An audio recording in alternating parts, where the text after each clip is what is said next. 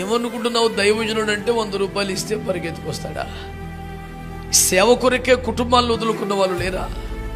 సేవ కొరకే ఆస్తిలో తమకొచ్చే వాటాను కాదనుకున్న వాళ్ళు లేరా? సేవ కొరకే చేస్తున్న చిన్నదో పెద్దదో ఉద్యోగాన్ని వదిలిన వారు లేరా? సేవ కొరకే స్వజనుల చేత కూడా తృణీకరించబడి రోజు నిందలు పడుతున్న వారు లేరా? తమ కుటుంబాల్లో పెళ్లిళ్ళ కన్నా సంఘ బిడ్డల యొక్క పుట్టినరోజును ఎక్కువగా భావించి అందరికీ దూరం అవుతున్న వాళ్ళు లేరా? అన్ని విధాలా నష్టపోతున్న సేవకులను పట్టుకొని 100 రూపాయలు ఇస్తే ఎవడైనా వస్తాడని మాట్లాడితే నాకు పిచ్చి కోపం వచ్చింది. యథార్థంగా మీ దగ్గర ఒప్పుకుంటున్నాను. సేవకుడు కదా, నీ కోపం రాకూడదు కంటే సేవకుడు అయినందుకే వచ్చింది కోపం నాకు. సేవకులను ఆకర్షించే శరీర సంబంధ ప్రయత్నం నాకు అవి చూస్తేనే పిచ్చి కోపం వస్తుంది.